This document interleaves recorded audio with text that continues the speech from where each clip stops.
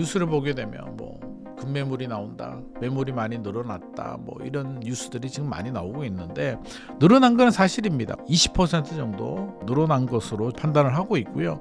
아마 3월 넘어가게 되면 매물이 더 나올 것 같습니다. 제가 볼 때는 한 30% 정도 5월 9일 지나면 이제 모든 게 다 얼어붙습니다. 매물도 안 나오고요, 거래도 안 됩니다. 또 대출 규제 있잖아요. 대출이 25억 넘어가게 되면 2억밖에 안 나오기 때문에 실제로 사고 싶어도 뭐 2억 대출 받아서 사는 사람이 과연 몇 명이나 나오겠습니까?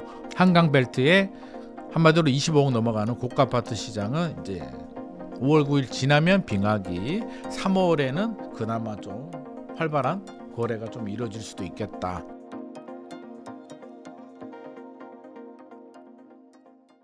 안녕하세요. 오늘 인터뷰 진행을 맡은 김예은입니다. 최근 서울 아파트 가격 상승세가 둔화됐다고 하면서 많은 분들이 이제 집값 잡힐 수 있을까 궁금해하실 것 같은데요. 오늘은 관련 이야기 김인만 소장님과 함께 나눠보도록 하겠습니다. 소장님 안녕하세요. 안녕하세요. 네, 간단하게 소개 좀 해주세요. 네, 안녕하세요. 김인만 부동산 경제연구소 대표 김인만입니다. 최근에 이재명 대통령께서 이제 강한 메시지를 1월 23일 이후부터 이제 계속 내고 있습니다. 그래서 분위기 자체가 일단은 바뀌었습니다. 그래서 변화된 부동산 시장 흐름과 우리의 대응 전략에 대해서 오늘 한번 섬세하게 알아보는 시간 가져보도록 하겠습니다. 네, 소장님 2026년도 시작된 지 벌써 2달이 지났는데요. 현재 시장 분위기 간단하게 정리 좀 부탁드려요. 이게 원래 연초만 하더라도요, 분위기가 상승 전망이 많았습니다. 일단 입주 물량도 부족하고 올해 2026년 입주 물량이 전년도 2025년 대비 서울 아파트 입주 물량은 한 35% 정도 감소할 것으로 예상이 되고 있고, 이 입주 물량 부족이 2028년까지 이어집니다. 그리고 유동성도 많이 풀려 있고 분양가는 올라가는 상태이기 때문에 가만히 내버려 두게 되면 이제 상승 가능성이 상당히 높은 상황이었는데, 이게 대통령께서 이제 흐름을 한번 바꿨습니다. 아마도 판단을 한 것 같습니다. 공급 대책이 나오긴 했어요. 1월 29일에 129 공급 대책이 발표되고, 작년에는 97 공급 대책이 발표가 됐는데, 지금 공급 대책 얘기하는 사람들 없습니다. 아무도 관심 가지지 않습니다. 기자들도, 뉴스에서도 어느 누구도 뭐 유유부지 얘기는 그때 한 일주일 정도 나오고는 더 이상 나오지도 않습니다. 경마장 어떻게 되는지도 모르고요. 아무도 신경 쓰지 않습니다. 대통령 워딩을 보더라도 공급에 대한 워딩은 하나도 없습니다. 그러면 이게 제대로 진행이 될까에 대해서는 이제 뭐 저는 경마장도 사실은 이게 정말 어렵거든요. 알아보면 알아볼수록 쉽지 않겠다라는 생각이 드는데, 대체 부지 찾는 것도 어렵고 그만한 좋은 부지에 접근성이 좋은, 그러니까 경마장이잖아요. 그러면 이용객들이 많이 와야 되는데, 이용객들이 뭐 포천이나 의정부로 가게 되면 일단 장사가 안 될 거니까 현실적으로 가능한 곳들이 이제 화성시나 수원시 정도인데, 그쪽 지역들도 지역 주민들이 반대합니다. 경마장이 지역 주민들 입장에서는 혐오 시설이기 때문에 그 사행성 시설이잖아요. 그래서 다 반대합니다. 그래서 주민이 반대하는 시설, 대규모 시설이 그 지자체에 들어오는 것 자체가 힘들기 때문에 아무튼 공급이 쉽지 않습니다. 결론적으로 말씀드리면 더 쉽지 않아 보입니다. 아무도 관심이 없으니까 더 어렵겠죠. 그렇게 생각하면 가만히 내버려두게 되면 집값이 올라가니까 대통령께서 승부수를 던집니다. 1월 23일부터 이제 SNS를 통해서 5월 9일로 예정되어 있던 다주택자 양도세 중과세 이제 끝나죠. 그래서 유예를 하느냐 유예를 하지 않느냐가 이제 포인트였는데, 전격적으로 종료를 선언합니다. 한마디로 중과세를 부활시키겠다는 건데, 당초 예상은 유예되는 게 일반적인 분위기였습니다. 저도 유예될 것 같아라고 했는데, 왜냐하면 시간이 너무 촉박했어요. 이게 유예를 하려면 적어도 한 6개월 정도의 시간을 두고 얘기를 해줘야 이제 팔 사람들은 팔고 살 사람들은 사고 이렇게 흐름이 돌아가는데, 3개월 정도 4개월 정도 남은 상태에서 하게 되면 양도세 중과세가 시행되기 전에 매물이 나와야 되거든요. 이게 모든 정책은 이제 명암이 있기 때문에 양도세 중과세 유예의 종료, 일몰제 같은 경우는 미리 얘기를 해줘야 다주택자들이 팔고 사고 이제 이게 긍정적인 효과입니다. 그리고 5월 9일이 지나면 이제 매물이 잠기는데 100일 남겨두고 했기 때문에 여러 가지 부작용들, 실질적으로 100일 안에 어떻게 파냐, 라는 목소리들이 나왔기 때문에 여기에 또 보완 대책이 또 나옵니다. 그래서 저는 이게 제대로 준비가 된 정책이 아니라 대통령께서 먼저 SNS를 통해서 던져버렸고 국토교통부와 나머지 기획재정부가 수습을 하는 과정에서 결국에는 5월 9일 계약을 하고 강남 3구 용산구는 4개월, 나머지 지역들은 6개월에서 잔금 기간 또 유예해 주게 되고 전세가 있는 집 같은 경우도 전세 끼고는 살 수 있는데 최대 2년까지 세입자의 계약갱신 청구는 인정하지 않고 그냥 남아있는 최대한 존속 기간까지만 인정해 주겠다라고 해서 일단 수습은 했는데 최근에 이제 시행령이 나오긴 했는데 이것도 대통령이 발언하고 뉴스 나오고 바로 시행령이 나오지 않아가지고 현장에서 전세 낀 매물들 거래해가지고 구청에 토지거래 허가 넣으니까 구청에서는 우리 시행령도 그렇고 아무런 공문도 받을 게 없어. 우리 허가 안 해줘라고 해가지고 실제로 계약이 깨진 경우들도 제가 봤습니다. 그래서 사실 대통령이 말씀하신다고 해서 실제 일선에서는 이게 바로 전달되는 게 아니라 실제로 공문이나 시행령이 나와야 되는데 이게 원활하게 되지 않다 보니까 굉장히 혼선이 좀 있었습니다. 어떻게 됐든지 간에 이런 여러 가지 일들에 따라서 분위기 자체가 바뀌긴 합니다. 왜 바뀌느냐? 자, 5월 9일 전에 이제 다주택자들은 팔아야 됩니다. 안 팔면 최고 세율이 82.5%까지 올라가기 때문인데 지역을 좀 나눠야 될 것 같습니다. 뉴스를 보게 되면 뭐 급매물이 나온다, 매물이 많이 늘어났다, 뭐 이런 뉴스들이 지금 많이 나오고 있는데 늘어난 건 사실입니다. 우리가 이제 팩트를 좀 정확히 체크를 좀 해야 되는데 한 20% 정도 늘어난 것으로 지금 판단을 하고 있고요. 아마 3월 넘어가게 되면 매물이 더 나올 것 같습니다. 제가 볼 때는 한 30% 정도 더 증가할 것으로. 그러니까 1월 전, 한 달 전보다 이제 한 달끼리 이렇게 비교하게 되면 좀 더 늘어날 것으로 예상을 하고 있고요. 그러면 어느 지역이 매물이 많이 늘어나느냐? 다주택자 양도세 중과세가 부담스러운 지역들 어딜까요? 부담스러운 지역들이. 강남? 그렇죠. 네. 왜 강남일까? 많이 남았으니까, 많이 올랐으니까. 양도세라는 건 양도 차익에 대한 세금입니다. 샀던 취득가액과 팔았던 양도가액의 차이가 양도 차익인데 이 양도 차익이 클수록 이제 세금 부담이 늘어납니다.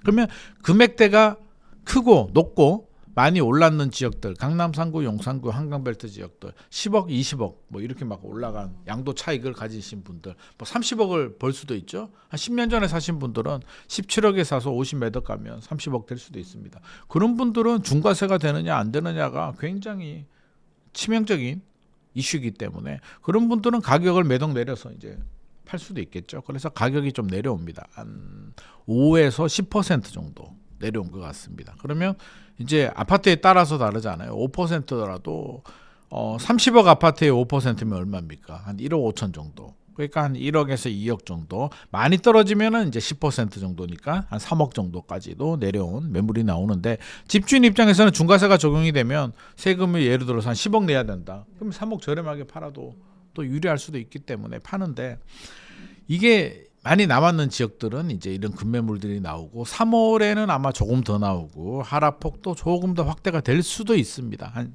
10%에서 15% 정도까지 나올 수는 있는데 이게 지속 가능하냐? 그렇진 않죠. 그렇죠. 왜? 5월 9일 지나면 끝나니까. 네. 근데 5월 9일까지 가지도 않습니다. 왜? 토지거래허가 구역이기 때문에 토지거래허가 구역은 이제 절차가 주인이고 제가 사는 사람이면 그냥 계약서를 바로 적는 게 아니고요. 가계약금을 내고 매매 예약서라는 걸 적습니다. 문서 같은 거 하나 적어서 구청에 이제 이걸 내야 됩니다. 그래서 허가해 주세요. 토지거래가. 그러면 이게 한 2, 3주 걸립니다. 일반적으로는. 그러면 2, 3주 지나서 허가서가 떨어지면 그걸 근거로 계약서를 작성을 합니다. 그러면 5월 9일 전까지는 이 계약서가 있어야 되는 거예요. 토지거래 허가서하고 계약서하고 계약금이 납금이 돼야 되는데 이게 5월 9일까지니까 거슬러 올라가게 되면 3주면 4월 중순 정도 되잖아요. 근데 사람들이 몰리면 구청의 담당자가 사람이 많이 없는데 결국에는 3주 만에 된다는 보장이 없기 때문에 여유 있게 하려면 4월 초, 3월 말 정도는 매매 예약서를 작성하고 구청에 집어넣어야 됩니다. 허가서, 허가 신청서를. 그렇게 따지면 이제 시간이 한 달 남았습니다. 한 달 안에 사고 팔아야 됩니다. 그래서 여유 시간이 별로 없습니다. 사려는 분들도 한 달 남았고요. 팔려는 분들도 한 달 남았으니까 이 한 달이 골든 타임입니다. 그래서 팔려는 분들, 팔아야 되는 분들 있잖아요. 그냥 파세요. 그냥 매수자 있으면 뭐 5천만 원 1억 가지고 줄다리기 하지 마시고 그냥 파셔야 되고, 사시는 분들도 이제 한 달이기 때문에 3월 정도에는 승부수를 던져서 15% 10에서 15% 정도 조정되는 매물들, 예를 들어서 30억 아파트라면 한 27억 26억 정도면 충분히 노려볼 만하다고 생각을 합니다. 왜? 자, 이제 5월 9일 지나면 끝났죠. 박인세일이 끝납니다. 주인들은 82.5%를 내야 돼요. 3주택자 얘기입니다. 근데 1주택자는 팔아서 의미도 없으니까, 자, 이런 분들 같은 경우 이제 못 팔게 되고, 집을 사려는 분들도 이제 박인세일이 끝나니까 지금 분위기에 뭐 포모도 아니니까 살 이유도 없죠. 그래서 거래 절벽이 일어납니다. 5월 9일 지나면 이제 모든 게 다 얼어붙습니다. 매물도 안 나오고요, 거래도 안 됩니다. 또 대출 규제 있잖아요. 대출이 20억 넘어가게 되면 2억밖에 안 나오기 때문에 실제로 사고 싶어도 뭐 2억 대출 받아서 사는 사람이 과연 몇 명이나 나오겠습니까? 어쩌다가 한 명씩. 뭐 그게 물론 뭐 신고가가 나올 수는 있는데 그 의미 있는 숫자라고 보여지진 않고요. 그래서 한강 벨트에 한마디로 25억 넘어가는 고가 아파트 시장은 이제 거의 빙하기. 5월 9일 지나면 빙하기. 3월에는 그나마 좀 활발한 거래가 좀 이루어질 수도 있겠다. 이렇게 좀 정리를 할 수 있을 것 같고요. 근데 이게 구분이 좀 필요해요. 섹터별로. 앞서서 제가 말씀드린 구간이 25억 넘어가는 고가 아파트 구간을 말씀드렸고, 이제 15억 아래 구간, 아파트 구간, 중저가 아파트 구간은 또 전혀 다른 시장입니다. 여기는 양도세, 중과세 영향이 크지도 않고요. 거래도 잘 됩니다. 왜 크지 않냐면 양도세라는 게 이제 많이 남아야, 투자 수익이 커야, 시세 차익이 커야 이제 부담이 큰 거잖아요. 예를 들어서 한 10억짜리 아파트라고 가정을 해보게 되면 한 7억에 사가지고 한 10억까지 올랐다고 쳐요. 3억 정도. 3억이 물론 큰 돈입니다만 이게 중과세가 적용되냐 안 되느냐에 따라서 한 1억 정도 차이가 날 텐데, 그러면 금매로 5천만 원 1억 저렴하게 팔아버리면 뭐 중과세를 파나 뭐 크게 크리티컬하게 데미지를 주지 않기 때문에 이런 10억대 구간들, 15억 아래 아파트 구간에 가지신 분들은 그렇게 마음이 조급하지 않습니다. 그리고 수요층도 두텁습니다. 25억 넘어가는 고가 아파트 시장 같은 경우는 대출이 2억 나오니까 한마디로 30억 아파트를 사려면 현금이 30억 정도 있어야 돼요. 현금 부자들이 지금까지 집을 사지 않은 무주택자가 30억 정도 있는 분이라면 굉장히 위험 회피 성향, 나는 굳이 집 안 사도 크게 영향도 없고 돈도 잘 벌고 뭐 주식 투자도 잘하고 있는 이런 분들이거든요. 이런 분들이 굳이 무리해서 또 세무조사 받을 수도 있는데 그렇게 무리수를 던지지 않는데, 자, 10억대 10억 플러스 마이너스 알파, 한마디로 15억 아래 구간의 아파트를 사시는 분들은 대다수의 아마 수요층들, 신혼부부들, 일반적인 분들이 다 대상일 겁니다. 결혼하는데 뭐 할 거야? 전세를 가든 집을 사든 월세를 가든 해야 되는데 요즘 전세 시장도 만만하지 않거든요. 전세 시장 매물이 많이 줄어들었습니다. 전세 좋은 아파트 구하기 하늘의 별 따기입니다. 월세 가격도 올라갑니다. 아, 그러면 대출 6억까지는 나오니까 한번 살까? 이런 분들이 접근할 수 있는 게 10억대 구간이기 때문에 수요층이 굉장히 두텁습니다. 집주인들도 크게 아쉽지도 않습니다. 금매도 안 나옵니다. 거래는 잘 됩니다. 최근에 거래의 85%가 15억 아래 구간입니다. 그래서 이들은 대통령의 워딩이라든지 양도세, 중과세 영향 전혀 받지가 않습니다. 한 1% 정도 받나? 뭐 전혀라고 할 수는 없는데 거의 영향을 받지 않습니다. 그래서 고가 아파트 시장 영향 받는다. 지금 3월까지는 아마도 호가가 떨어지고 매물이 나오고 뭐 거래가 좀 될 것이다. 5월 9일 지나면 빙하기가 온다. 15억 아래 구간 아파트, 중저가 아파트 시장은 영향이 없다. 거래도 잘 된다. 아마 호가도 올라가고 거래 가격도 올라갈 가능성이 높습니다. 왜냐하면 집을 사야 되니까. 안 사면 전세로 가야 되는데 지금 전세 시장도 굉장히 불안합니다. 전세 얘기는 조금 이따가 제가 또 설명을 드리도록 하고요. 그러면 자, 이 두 개의 섹터가 나왔죠. 또 하나 섹터가 어디입니까? 이제 비아파트, 빌라, 오피스텔 시장, 아파트가 아닌 시장. 이 시장은 어떻게 되느냐? 여기도 또 문제가 됩니다. 왜냐하면 입주 물량도 부족한데 정부가 또 대통령이 다주택자 또 규제한다면서 대출 규제, 신규 대출 규제, 주택임대사업자 연장을 안 해주겠다고 합니다. 대부분의 주택임대사업자가 비아파트입니다. 아파트를 가진 주택 임대 사업자 물량은 아마 한 4만 4천 호 정도 되는 것으로 지금 파악이 되고 있고요. 비아파트는 33만 1천 호 정도 되는 것으로 나오고 있는데 결국에는 비아파트가 한 85% 정도 되는 물량을 가지고 있고 아파트는 어차피 2020년 이후로 신규 임대 사업자가 안 됩니다. 기존에 남아있는 사람들이 그냥 남아있는 숫자이기 때문에 이 비아파트 시장을 주택 임대 사업자 규제하겠다. 대출 연장 안 해주겠다. 우리 개인 대출은 30년, 40년 대출을 받거든요. 근데 이게 임대 사업자 대출은 3년 뭐 이렇게 대출을 받아요. 그럼 3년 단위로 연장을 하는데 이걸 연장 안 해주게 되면 결국엔 비아파트 시장이 좀 치명적인 영향을 받습니다. 그러면 어떻게? 비아파트 공급도 안 되겠죠. 지금 공급하시는 분들이 뭐 아니 팔리지도 않고 이렇게 규제가 많은 비아파트를 굳이 지어서 무슨 수익이 나오겠습니까? 안 짓습니다. 안 그래도 입주 물량이 부족한데 그걸 커버할 수 있는 게 비아파트 시장인데 비아파트 공급도 끊기게 되고요. 지금 전세 시장도 불안하기 때문에 비아파트 시장도 이게 분위기가 작년까지 좋았거든요. 재개발 서울은 이제 재개발 모아타운이라든지 신속통합계획 때문에 거래도 되고 했는데 재개발 호재 때문에 거래가 되고 가격도 많이 올랐는데 지금 와서 보니까 이렇게 올라간 가격도 부담스럽고 규제도 들어오게 되고 신속통합계획 모아타운이 과연 잘 될까? 6월에 지방선거가 있는데 이제 서울시장에 따라서 서울시장이 연임이 되면 정책의 일관성이 있는데 이게 연임이 안 되게 되면 과연 모아타운 신속통합계획이 그대로 진행이 될까에 대한 또 불확실성 이게 맞물리게 되면서 지금 비아파트 시장도 위축 얼어붙고 있습니다. 거래량도 떨어지고 있고요. 그래서 이렇게 세 개 섹터로 나눠서 구분을 해야지 그냥 아파트 시장이라고 해서 서울 아파트 다주택자라고 해서 똑같은 다주택자가 아니다. 그래서 이 방송을 만약에 보신다면 정부 관계자들도 이 섹터별로 좀 나눠서 정책도 펴야 된다.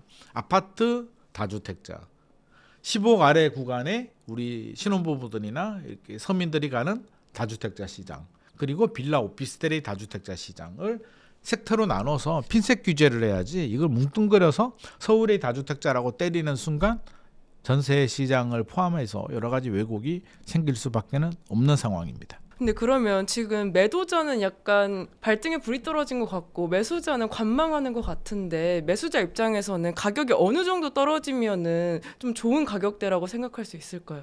매수자 입장에서는 이제 앞서서 제가 매물 나오는 게 이제 15억 초과 구간 어떻게 보면 25억 초과 또는 15억 초과 15억에서 20억 사이는 대출이 4억 나오고 20억 넘어가면 2억이 나오는데 아무튼 이런 구간들 많이 올랐는 구간에 대해서는 지금까지는 2월 말 기준으로 보게 되면 한 5에서 10% 정도 지금 조정이 됐고요. 3월에는 저는 10에서 15% 정도를 보고 있습니다. 그러면 물론 아파트 단지마다 틀려요. 그 지역에서 잠실로 따지면 엘스, 리센츠, 또 신축 아파트, 잠실, 르엘 이런 아파트들이 대장주란 말이에요. 대장주 아파트들은 하락폭이 아주 크진 않습니다. 그래서 이런 랜드마크 대장주 아파트 같은 경우는 한 10% 많아야 한 15% 정도. 그래서 10에서 15% 정도 사이 정도. 우리가 100%의 정확한 타이밍을 잡을 수는 없기 때문에 3월 한 달입니다. 한 달에 이제 승부를 걸어야 돼요. 끝까지 나는 버티고 관망하다가 난 20% 떨어지는 매물 잡을 거야라고 해서 4월 넘어가다가는 오히려 매물이 안 나올 수도 있습니다. 왜? 급한 사람들은 3월에 팝니다. 4월까지 가게 되면 실제로 거래가 안 될 수도 있기 때문에 4월로 넘어가는 매물은 어떤 매물이냐면 팔아도 되고 안 팔아도 되는 매물들. 그래 한번 팔아보고 안 팔면 그냥 가져가지 뭐 이런 분들이 버티기 때문에 실제로 4월 넘어가게 되면 하락폭이 크지 않을 수도 있습니다. 마지막에 막 집어던지는 분들이 일부 나올 수는 있는데 그 매물을 우리가 딱 잡기는 어렵기 때문에 3월에 한 5에서 10% 그리고 완전 랜드마크가 아닌 아파트들 뭐 송파에서는 헬리오시티 같은 아파트 헬리오시티 같은 경우는 한 잠실 엘스 리센츠 잠실 르엘보다는 조금 더 금매가 더 나올 수도 있습니다. 한 15% 정도. 지금은 5에서 10% 구간인데 아마 3월 넘어가게 되면 가끔 15% 구간이 나올 수도 있기 때문에 물론 안 나올 수도 있죠. 그래서 이 정도가 마지노선이다. 뭐 20%, 30% 떨어지는 매물이라면 30% 정도 떨어지려면 이제 멘탈이 흔들려야 돼요. 한마디로 불확실성, 공포 막 지배가 돼서 빨리 탈출하려고 막 집어던져야 되는데 지금 또 그렇게 현장에 가보게 되면 막 집어던지는 분위기는 아니에요. 왜냐하면 생각해봐요. 냉정하게 팩트 요소를 체크해보면 입주 물량이 부족한 거는 여전히 기정사실, 분양가도 여전히 올라가고 유동성도 여전히 많이 풀렸습니다. 달라진 게 뭐죠? 그냥 대통령 워딩이 달라졌고 정책, 세금 정책이 달라졌습니다. 그래서 우리는 대통령 워딩 때문에 뉴스가 많이 나오게 되고 약간 공포 분위기가 조성이 되는데 냉정하게 팩트를 보게 되면 이제 규제잖아요. 규제 정책을 보게 되면 양도세, 중과세 많이 받잖아. 문재인 정부 때. 똑같은 거예요. 문재인 정부 때 나왔던 게 유예되다가 다시 부활한 겁니다. 그래서 문재인 정부 때 나왔던 양도세, 중과세가 똑같은 거고요. 보유세는 문재인 정부 때 많이 올렸고 이제 올리려고 합니다. 그래서 아직 올리지는 않았어. 어떻게 보면 문재인 정부 때 2020년, 2021년보다는 지금 규제가 약해요. 오히려. 물론 보유세 올라갈 겁니다. 그래서 문재인 정부처럼 이제 그렇게 올라갑니다. 그러면 물론 힘들죠. 보유세 올라가고 양도세, 중과세 되면 힘든데 과거 경험을 보게 되면 문재인 정부 때 그래서 집값이 떨어졌냐 그러면 사실 떨어지지는 않았잖아요. 오히려 더 많이 올랐습니다. 물론 지금도 그렇게 많이 올라간다는 얘기가 아니라 정책에 대해서는 보유세가 올라가고 양도세가 올라가게 되면 우리 다 경험했잖아요. 양도세 올라가면 어떻게? 매물 잠김 현상이 생기죠. 그래서 정책이 5월 9일 전까지는 뭐 이렇게 일단 1차 작전 가만히 내버려 두게 되면 설 지나고 집값이 올랐는데 양도세, 중과세와 대통령이 강한 워딩으로 분위기는 바뀌었다. 이게 단기 효과거든요. 심리적으로 보게 되면. 그럼 이게 중장기적으로 주택시장 안정에 도움이 되려면 이제 정책이 바뀌어야 돼요. 저는 그렇게 생각해요. 문재인 정부 때와 똑같은 정책을 피게 되면 이게 노무현 정부가 있었어요. 기억이 안 나실 겁니다. 아마 나이대에 따라서. 노무현 정부가 2003년? 2003년에서 2007년까지였습니다. 이때도 보유세 올리고 한마디로 종합부동산세죠. 양도세, 중과세. 문재인 정부 때도 2017년에서 2021년까지 보유세 인상, 양도세, 중과세. 지금도 똑같이 갑니다. 그러니까 세 번이 똑같이 가는데 두 번이 실패했어요. 그럼 이번에도 똑같은 정책, 보유세 올리고 양도세, 중과세 똑같은 정책을 피면 저는 결과도 똑같다고 생각합니다. 네? 아니 정책이 똑같으니까.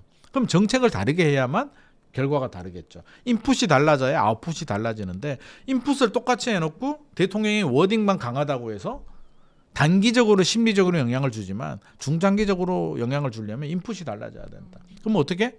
보유세는 점진적으로 올리되 거래세는 내려줘야죠. 출구를 만들어줘야죠. 다주택자들한테 출구를 만들어줘야 팔 수 있는 분들 팔게.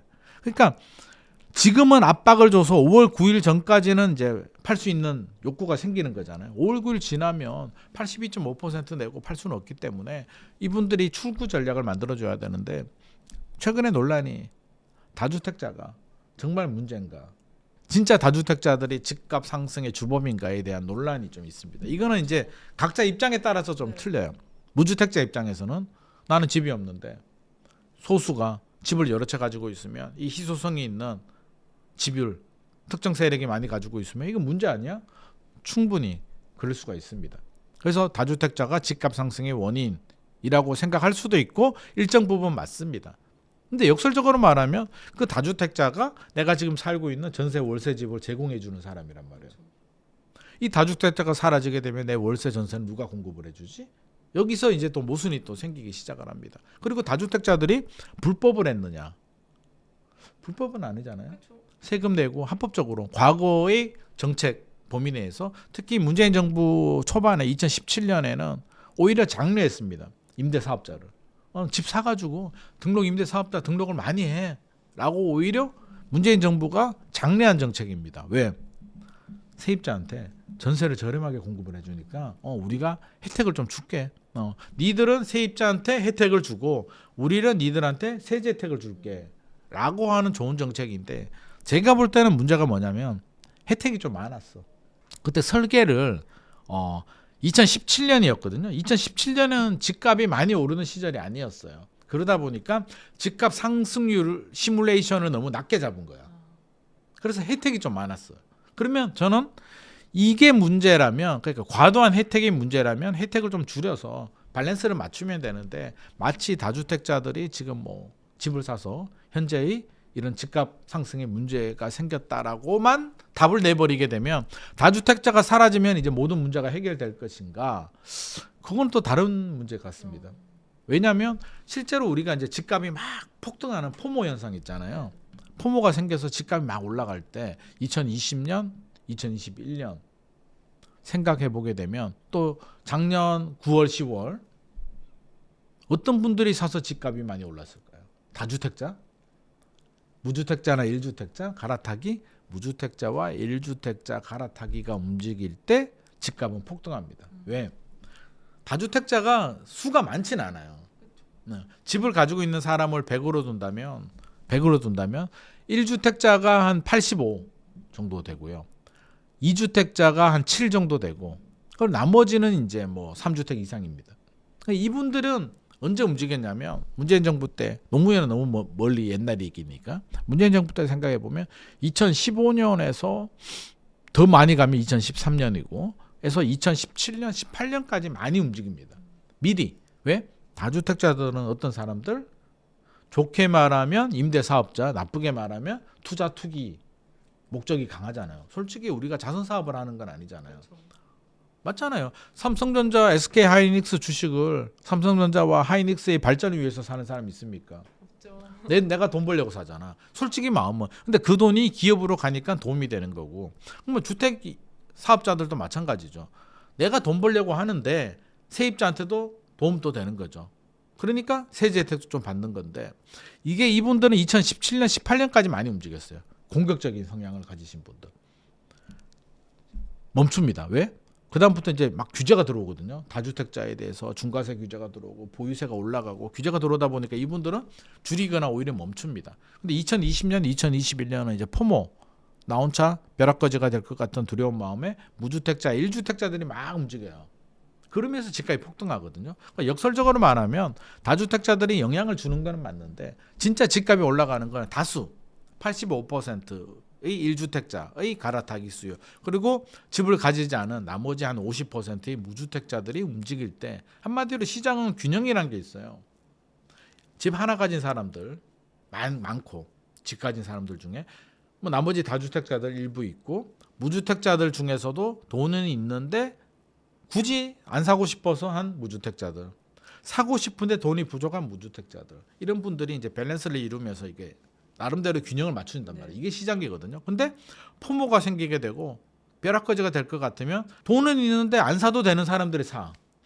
돈은 부족한데 불안하니까 무리해서 사. 이걸 영끌이라고 하거든요. 그러니까 그런 분들이 움직이면서 수요가 오버슈팅이 되면서 이제 균형이 깨지고 집값이 폭등하는 거거든요. 그래서 그렇게 바라본다면 다주택자가 영향을 주나 다주택자만 잡는다고 해결될 문제는 저는 아니라고 생각을 합니다. 그래서 정부 정책도 이런 점을 좀 밸런스를 둬야 될 것 같고요. 그럼 다주택자들은 이제 이런 개념이고 그러면 다주택자들도 손해보고는 안 팔고 싶으니까 우리가 3월에 저는 집중을 해야 된다고 보는데 이제 그 지역의 랜드마크 지역들은 한 10% 정도 타깃을 잡으면 될 것 같고요. 좀 약한 지역이다라고 하면 15% 정도까지 욕심을 좀 내도 되겠다. 단 어떤 분들 자금이 되고 필요하신 분들 준비도 되지 않았는데 현금 뭐 5천만 원 1억 있는데 이분들이 지금 뭐 급매물이 나온다고 해서 이분들이 살 수 있는 급매물 시장은 실제적으로 급매물이 잘 나오지 않습니다. 10억 15억 구간은 안 나오니까 제가 지금 말씀드리는 10% 15%는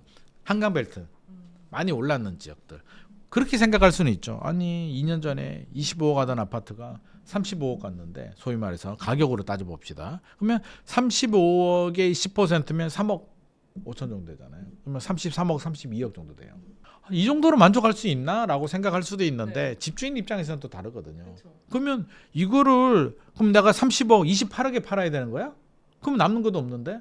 라고 생각할 수도 있잖아요. 세금 아끼려고 이렇게까지 할까? 그렇지 않습니다. 중과세를 피하는 물건이기 때문에 그러니까 공포, 두려움 때문에 아니면 내가 적당히 팔아도 남는 사람들 같으면 던지겠으나 그렇지 않은 중과세를 회피하기 위해서 파는 매물이라면 나올 수 있는 가격대가 맥스 하락폭이 10에서 15%. 저는 15%가 맥스라고 생각합니다. 그래서 35억에 15%면 거의 30억까지 내려와야 되거든요. 쉽지 않습니다.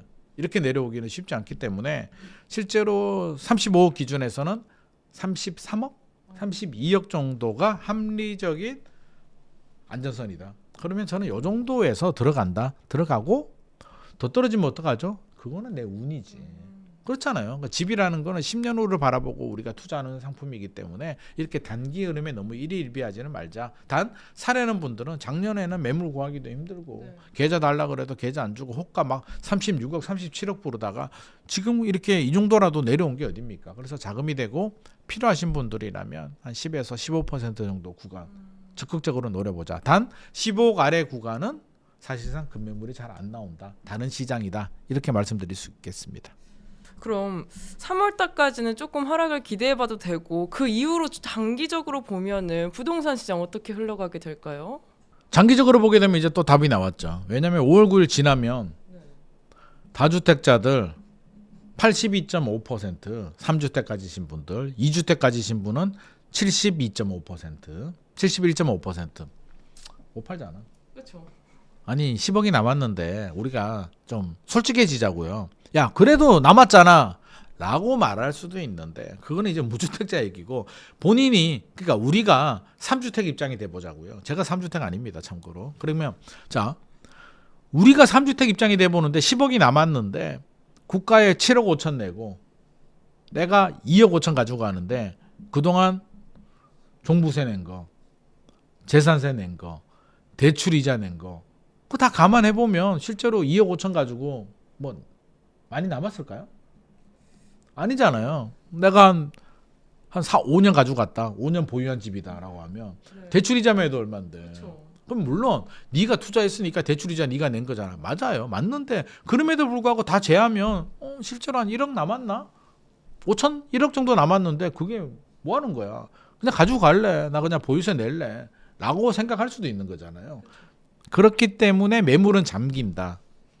노무현 문재인 정부 때 경험을 했습니다. 매물 잠깁니다. 그러면 이제 매수자들이 잠긴 매물, 안 나오는 매물들을 뚫고 막 사느냐. 근데 지금 분위기에서 이제 매수자들도 막 포모 때문에 불안해서 막 사지는 않을 것 같습니다.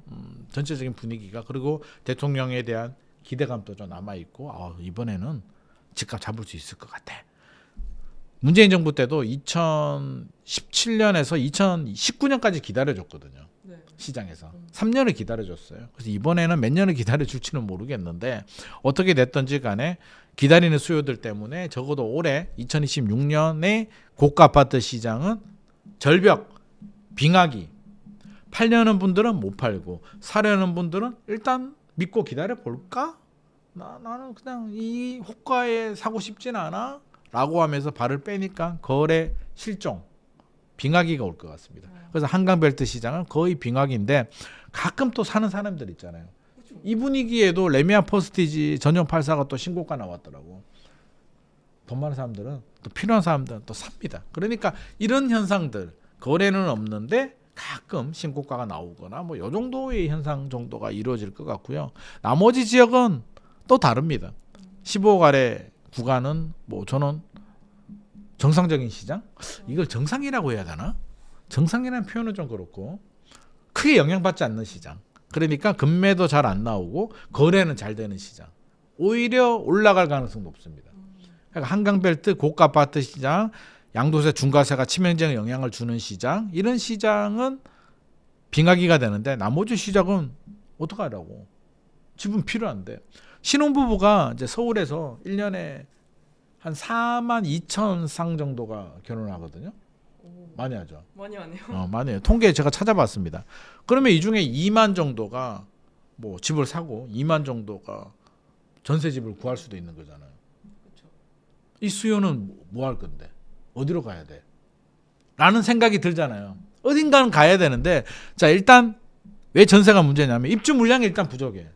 입주 물량이 2025년보다 줄잖아요.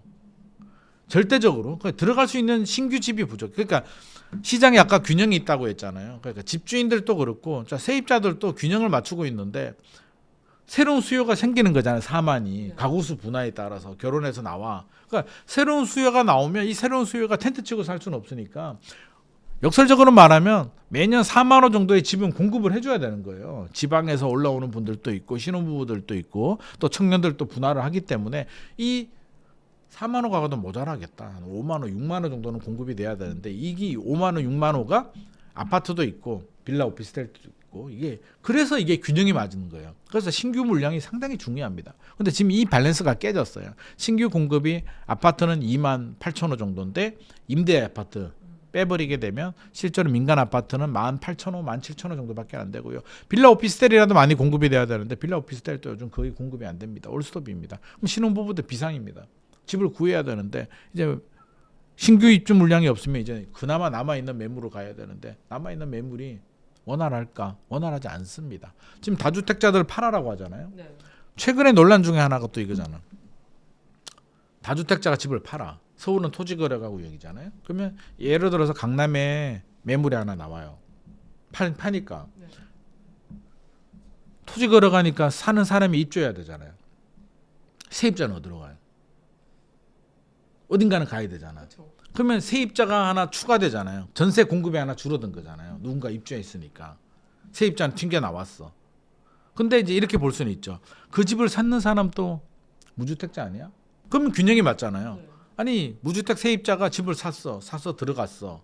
세입자가 하나 나와. 세입자 하나가 사라지고 들어가니까 똑같아. 라는 산수 계산이 맞아 떨어지는데 이제 이거는 계산이고 실제는 어떻게 될까요? 그 집을 샀는 사람은 누가 샀을까요? 강남 집을. 예를 들어서 경기도나 인천에 계시는 분들 또는 서울의 다른 지역에 다른 구에서 사시는 분들이 들어갈 수도 있고 지방에서도 또 이사 오시는 분들도 있고 그렇잖아요. 부자들 중에서 그런 분들이 삽니다. 그러니까 이게 균형이 안 맞는 거예요. 그러면 강남에 대치동이라고 하죠. 대치동에 살다가 집주인이 팔았어. 그러면 목동에서 집을 삽니다. 그렇죠? 그럼 그 사람은 들어오고 나온 세입자는 대치동에 아예 하고 다녀야 되는데 근처에 집을 구해야 돼요. 목동으로 갈 수 없으니까. 목동은 또 영등포에서 온 사람이 채워줬어. 이게 순환 구조가 흐름이 깨진다는 거예요. 그러니까 자동차 타다 보면 분명히 사고가 안 났는데 막히는 구간들이 나오거든요. 이게 병목 구간이라고 하는데 교통 흐름에 따라서 앞차가 속도를 안 낼 때, 터널이 생겼을 때, 아니면 뭐 다른 차선에서 사고 난 거 구경하다가 뭐 여러 가지 일들. 그러니까 부동산 시장도 이런 거라는 거죠. 세입자가 나가는데 나갈 때 바로 나가나? 세입자가 먼저 집을 계약을 하고 나가고 내 집은 또 공실로 오래 남아 있을 수도 있고 여러 가지 문제들 때문에 이게 병목 구간이 생기고 신규 수요도 생기고 이런 문제들 때문에 한번 자극을 주게 되면 이게 흐름이 깨지면서 병목 구간이 생겨요.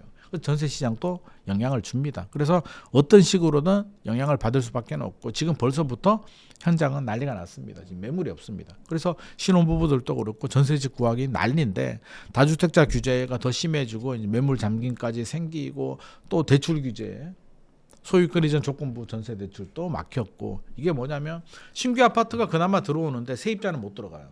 신규 아파트는 왜? 전세 대출이 안 나옵니다. 갭 투자 막겠다고. 집주인의 갭 투자를 막겠다고 세입자의 전세 대출을 막아버렸어요. 그러면 서울에 17,000호가 지금 17,000호, 18,000호가 올해 입주 물량이 나오잖아요. 이 입주 물량에 들어가는 세입자는 전세 대출 안 나옵니다. 그럼 세입자가 어떻게 들어가? 그림의 떡이죠. 그러니까 이런 문제들이 때문에 지금 전세는 치명적인 영향을 줄 것 같습니다.